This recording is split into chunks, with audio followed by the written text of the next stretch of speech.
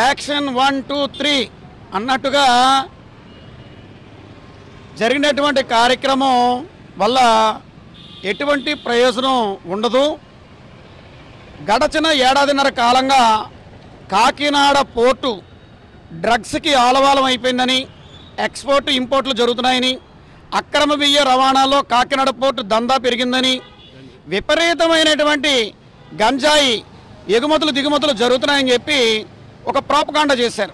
ఒకే correct, మీరు ప్రతిపక్షంగా ఉన్నప్పుడు చేశారు. ఇవాళ అధికారంలోకి వచ్చి 6 నెలల కాలం అయింది. మరి దీన్ని ఏది కూడా నియంత్రించేటువంటి కార్యక్రమం ఎప్పుడు కూడా జరగలేదు. ఎవరు చేశారు, ఎవరు చేస్తున్నారు, ఎవరు ఉన్నారు, ఏంటి అనేటువంటి ప్రజల ముందు పెట్టలేదు. మాట్లాడితే 1 2 3 అన్నట్టుగా తనిఖీలు చేయడం, మీడియా ముందుకు రావడం, ప్రచారం చేయడం. నిన్న జరిగినటువంటి కార్యక్రమం కూడా ఎలా ఉందంటే, సముద్రం మీద ఒక సినిమా షూటింగ్ జరిగినటువంటి ఒక ఎపిసోడ్ తరహాగా ఉంది తప్ప అదేమి ప్రజలకి ప్రజాస్వామ్యానికి ఈ కాకినాడ పోర్టు ప్రగతిని కాపాడడానికి పనికొచ్చేటువంటి ప్రక్రియ ఎక్కడ కూడా కనిపించలేదు. ఇది పవన్ కళ్యాణ్ గారు విమర్శించడానికి చేస్తున్నటువంటి వ్యాఖ్యలు కావు. ఎందుకంటే పవన్ కళ్యాణ్ గారు ముఖ్యమంత్రి గారు కాదు, అని డిప్యూటీ ముఖ్యమంత్రికి రాజ్యాంగంలో ఏ రకమైనటువంటి అధికారాలు లేవు. ఆయన కూడా ఒక మంత్రి. మరి ఆయన వచ్చినప్పుడు ఎవరు వచ్చారు? ఎస్పీ గారు వచ్చారా? లేదే డిఎస్పీ స్థాయిలో ఉన్నటువంటి డిఎస్ఓ గారు, మరి డిఎస్పీ గారు, ఆ రకమైనటువంటి స్థాయి అధికారులు వచ్చారే తప్ప ఏ రకంగా వస్తారు? నన్ను లోపలికి వెళ్ళనివ్వలేదు, చేయనివ్వలేదు, నన్నే చేయనివ్వలేదంటే పవన్ కళ్యాణ్ గారికి ఒక ప్రత్యేకమైనటువంటి ఇమేజ్ పబ్లిక్లో ఉంది, కాదని ఎవరు అంటలేదు. కానీ దానికి తగిన అధికారం ఆయన చేతుల్లో లేదు. ఏదైనా చెయ్యాలంటే నారా చంద్రబాబు నాయుడు గారు ముఖ్యమంత్రిగా చేయాల్సినటువంటి కార్యక్రమం బాధ్యత. ఆయన ప్రశ్నించాల్సింది ఎవరు ప్రశ్నించాలంటే ముఖ్యమంత్రి గారిని ప్రశ్నించాలి, ప్రధానమంత్రి గారిని ప్రశ్నించాలి.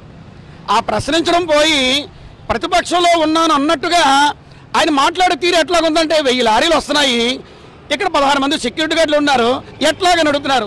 ఏదో ప్రతిపక్షంలో ఒక సాధారణ నాబోటువాడు ప్రశ్నించినట్టుగా మాట్లాడితే ఎట్లా?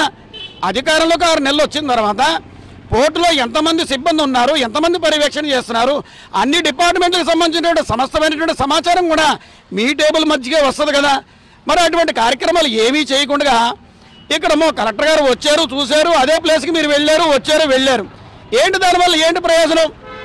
ఈ రోజున కాకినాడ పోర్టులో సంబంధించినటువంటి విషయాలు జరుగుతున్నటువంటి పరిస్థితుల వల్ల ఈ ఎగుమతులు దిగుమతులు గుజరాత్లో ఉన్నటువంటి కాండ్లా పోర్టుకు తరలిపోయాయి. ఇప్పుడు అంతర్జాతీయ మాఫియా ఉంది. ఇది ప్రపంచవ్యాప్తంగా అన్ని పోర్టుల్ని కూడా ఆధారంగా చేసుకుని జరుగుతున్నటువంటి దురాగతాలు ఉన్నాయి. వీటిని అరికట్టాలంటే భారత ప్రభుత్వం, ఆంధ్రప్రదేశ్ రాష్ట్ర ప్రభుత్వం మరి సమైక్యంగా ఏకమయ్యి దీన్ని అరికట్టాల్సిన బాధ్యతను ప్రణాళికబద్ధంగా తీసుకోవాలి. ఆ కార్యాచరణ కార్యక్రమాలు ఏమీ లేకుండా గోడ మీద పోస్టర్ వేసినట్టుగా, సినిమా ప్రీవ్యూ రిలీజ్ చేసినట్టుగా వచ్చి ఈ రకమైన కార్యక్రమాలు చేయడం వల్ల కాకినాడ ప్రగతి దెబ్బతింటా ఉంది. ఇప్పటికే కాకినాడ పోర్టులో ఈ ఎగుమతులు దిగుమతులు తగ్గిపోయాయి, లారీల వ్యాపారం పడిపోయింది, స్టీల్ బార్జీల వ్యాపారం పోయింది, ఈ కార్మికులకు సంబంధించిన ఉపాధి మరి భద్రత లేకుండా తయారైంది. గతంలో నెలకి 16 రోజులు పైబడి పని దొరికేది, ఇప్పుడు 6 రోజులు పని దొరకడం కూడా చాలా కష్టతరంగా తయారవుతూ ఉంది. ఏంటి ఈ రకమైనటువంటి పరిస్థితి? ఏ పోర్టులో ఈ డ్రగ్స్ జరుగుతున్నాయనేటువంటి ఆరోపణలు లేవు, ఏ పోర్టులో బియ్యం అక్రమ రవాణా జరుగుతున్నటువంటి ఆరోపణలు లేవు. మా కాకినాడ పోర్టును ఎందుకు బదనాం చేస్తూ ఉన్నారు? మీరు ఎమ్మెల్యేని మీరు కాంప్రమైజ్ అయితే ఎట్లాగా, డిఎస్పీ కాంప్రమైజ్ అయితే ఎట్లాగా, అట్లాగే డిఎస్పీని కాంప్రమైజ్ అయితే ఎట్లాగా అని చెప్పి మాట్లాడారు. వాళ్ళని చిన్నబొచ్చడం తప్ప ఇది సమంజసమైనటువంటి వైఖరి కాదు. సీచీఎం అని చెప్పి మీరు లెటర్ పెట్టే ఉన్నారు. దానివల్ల ఏం కలుగుతుంది? మీరు వచ్చేటప్పుడు ముఖ్యమంత్రి గారిని, కేంద్ర మంత్రి గారిని తీసుకొచ్చి తనిఖీలు చేసినట్టయితే ఇక్కడ ఏదైనా జరిగేటువంటి కార్యక్రమాలు ఉంటాయి. ఈ రకమైనటువంటి ఏ కార్యక్రమాలు లేకుండా ఉండడం వల్ల కాకినాడ పోర్టు ప్రతిష్ట పూర్తిగా దెబ్బతింటుంది. దీనికి మీరే పూర్తి బాధ్యులు అవుతారు. నిన్నటి పవన్ కళ్యాణ్ పర్యటన అండి, అదొక సినిమా షూటింగ్లో తలపించిందండి. ఒక్కడు అర్జున్ సినిమా ఉంటుంది చూసారా, అందులో 1 డే సీఎం కింద క్యారెక్టర్ చేశారు కదండి. పవన్ కళ్యాణ్ గారి క్యారెక్టర్ నిర్ణయం ఇక్కడ చేసి మా అందరి కాకినాడ ప్రజలందరినీ మనోభావాలు దెబ్బతీసి వెళ్ళారండి. కాకినాడ పెన్షనర్స్ ప్యారడైజ్ అండి, ప్రశాంతమైన నగరం. ఇప్పుడు ఒక 100 ఏళ్ళగా బ్రిటిష్ నగరంలో ఉన్నప్పటి నుంచి ఇదొక ప్లాన్డ్ సిటీ. ఇక్కడ ఎవరైనా సరే రిటైర్ అయిన ఉద్యోగులు వచ్చి ఇక్కడ బతికేవారు. వాళ్ళు ఇక్కడ ప్లాన్ చేసుకునేవారు తర్వాత జీవితం, రిటైర్ అయిపోయిన తర్వాత జీవితం. మరి అలాంటి ఇక్కడ నగరంలో గత ఒక ఏడాది క్రితం టీడీపీ వాళ్ళేమో ఇక్కడ డ్రగ్స్ దొరుకుతున్నాయి, ఏమో క్లాబ్ డ్రైవర్స్ ద్వారా డ్రగ్స్ రవాణా జరుగుతుందని ఒక ఆరోపణ చేశారు. అదేమో కాదని తేలిపోయింది. దీని తర్వాత ఏమో ఇప్పుడు ఈయన వచ్చారు. ఎప్పుడైతే పౌర సరఫరా శాఖ మంత్రి ఎవరైతే నాదెండ్ల మనోహర్ గారు ఉన్నారు కదండి, ఆయన పదవి తీసుకున్న వెంటనే ఫస్ట్ పర్యటన కాకినాడకి చేసి సీజ్ ద గోడౌన్ అన్నారు.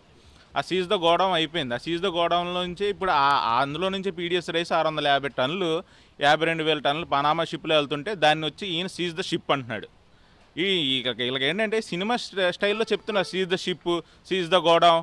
అంటే అసలు వాస్తవాలు ఏంటి, అందులో జరుగుతుంది ఏంటి అనేది ప్రజలకు తెలియపరచకుండా కాకినాడ ప్రజలకి కాకినాడ మీద ఒక బురదని జల్లేసి మీరు కడుక్కుంటారా అనుకుని వెళ్ళిపోతున్నారు తప్పించి ఇక్కడ కాకినాడ ప్రజల మనోభావాలు ఉండవండి. వాళ్ళు బాధపడరా? ఇదేంట్రా ఇది గంజాయి అంటారు, హబ్ అంటారు, లేకపోతే ఏమో శాంతి భద్రతలకి అఘాతం కదులుతుంది అంటారు, ఆర్డీఎక్స్ వచ్చేస్తుంది, టెర్రరిస్టులు వచ్చేస్తున్నారంట. మరి ప్రభుత్వం మీదే కదా సార్, ఎన్డీఏ ప్రభుత్వం, కేంద్రం రాష్ట్రం మీదే ప్రభుత్వం ఉంది ఇప్పుడు. మరి అందరూ వచ్చేస్తారు, మీరేం చేస్తున్నారు? సినిమా షూటింగ్లు చేస్తున్నారా? ఇప్పుడు వరకు ఒకటి కూడా జరగలేదు. కొన్ని జరిగినట్టు గతంలో ఉందా? గతంలో కూడా మీరు ఇప్పుడైతే సంకీర్ణంలో ఉన్నారో చంద్రబాబు ప్రభుత్వం ఉంది కదా, ఇప్పుడు ఏది కేవీ రావు గారికి మీరు షిప్ పోర్టుని లీజుకి ఇచ్చారో అది ఆల్రెడీ ఆయన ఇచ్చిందే. మళ్ళీ 2014 అధికారంలో వచ్చాక మళ్ళీ ఆ లీజుని పొడిగించారు. ఇప్పుడు ఇవన్నీ కాబట్టి మనందరికీ తెలిసిందే. కాబట్టి ఏంటి ఇక్కడ జరుగుతుంది, ఏంటి వాస్తవం ఏంటి ప్రజలకు తెలియజేయండి. Seize the ship, seize the godown అంటున్నారు, మళ్ళీ రైస్ వెళ్తుంది వస్తుంది. ఒక కంపెనీ ఉందా ఇక్కడ? ఎన్నో కంపెనీలు ఆధారపడి ఉన్నాయి. మీరు ఇలా చేస్తుంటే ఎంతోమంది వ్యాపారవేత్తలు వేరే పోర్టులకు వెళ్ళిపోయి వ్యాపారం చేసుకోవడానికి నిర్ణయం తీసుకున్నారు, ఆల్రెడీ వెళ్ళిపోతున్నారు. ఇక్కడ ఇప్పుడు మనకి కాకినాడకే కాదు మొత్తం దేశానికి అపకీర్తి తీసుకొస్తున్నాడు ఆయన. ఎందుకంటే ఆ షిప్ని సీజ్ షిప్ అంటే ఆ షిప్ వాడు ఊరుకుంటాడు, అది పనామా షిప్, విదేశాల నుంచి వచ్చిన షిప్, ఆడు వ్యాపారం కోసం వచ్చినాడు. రేపు పొద్దున్న మనకి అక్కడ భారతదేశం యొక్క పరుగు పోద్దా? ఇక్కడ డ్రగ్స్ జరుగుతున్నాయంటే మేము డ్రగ్స్ తీసుకొస్తున్నామంటే మరి కార్మికులు 10,000 మంది కుటుంబాలు బతుకుతున్నాయి సార్ ఇక్కడ కాకినాడలో. ఆ పోర్టు పేరు చెప్పుకునేది 1996 నుంచి మొదలైంది. నాలాంటి వాళ్ళు ఎంతోమంది ఇంజనీర్లు అందులో చదువుకొని ఉద్యోగాలు చేసిన వాళ్ళు ఉన్నారు.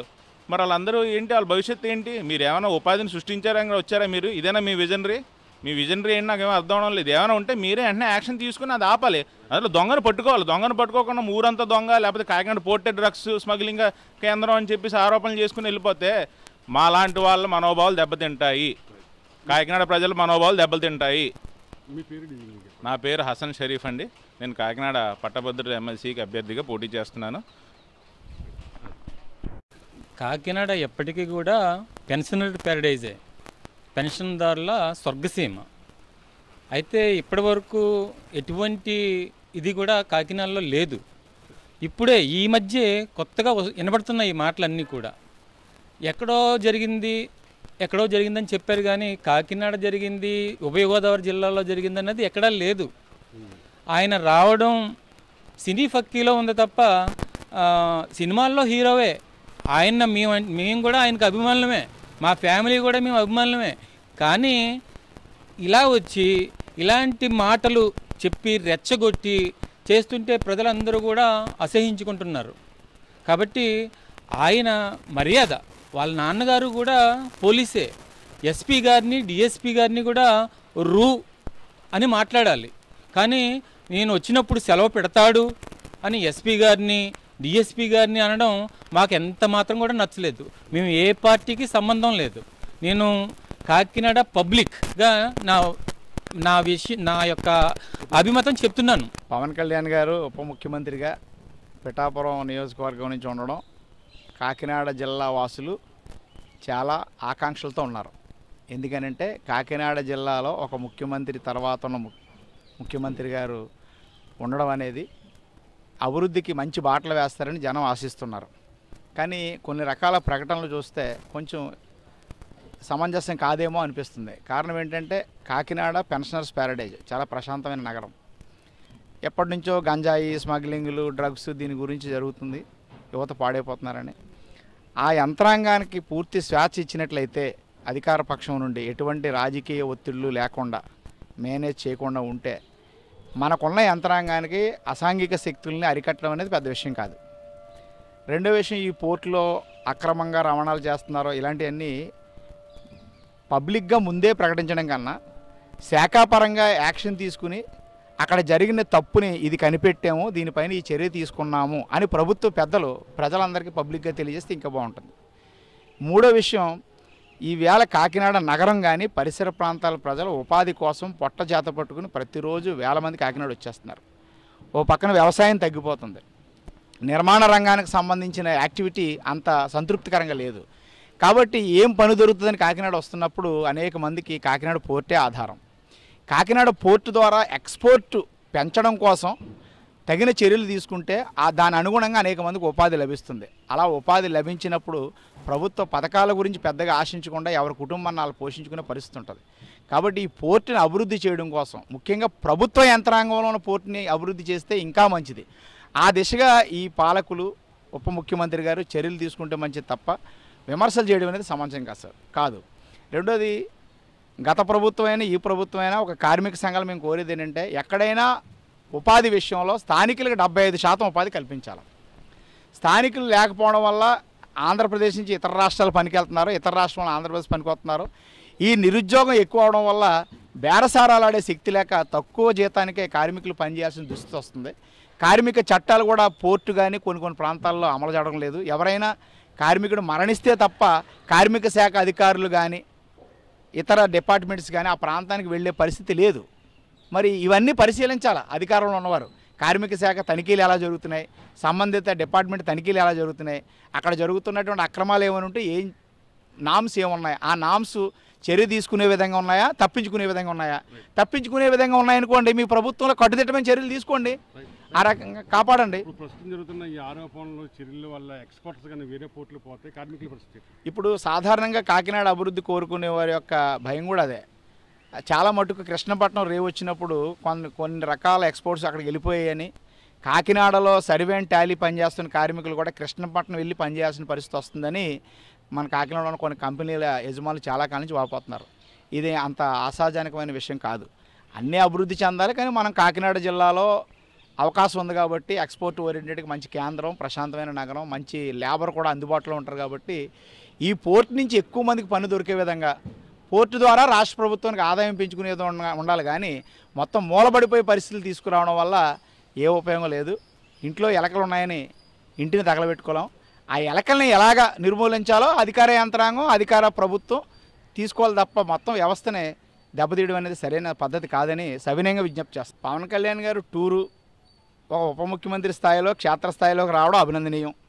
కానీ ఆ వచ్చేది ఏదో హడావుడిగా ఎవరినో ఉద్దేశించి చేయడం కాకుండా వ్యవస్థనే పటిష్టం చేయడానికి, 10 మందికి ఉపాధి కల్పించడానికి, కాకినాడ నగరానికి, కాకినాడ జిల్లాకి అభివృద్ధి దిశగా పవన్ కళ్యాణ్ గారి పర్యటనలు ఉంటే బాగుంటుందని విజ్ఞప్తి చేస్తున్నాం.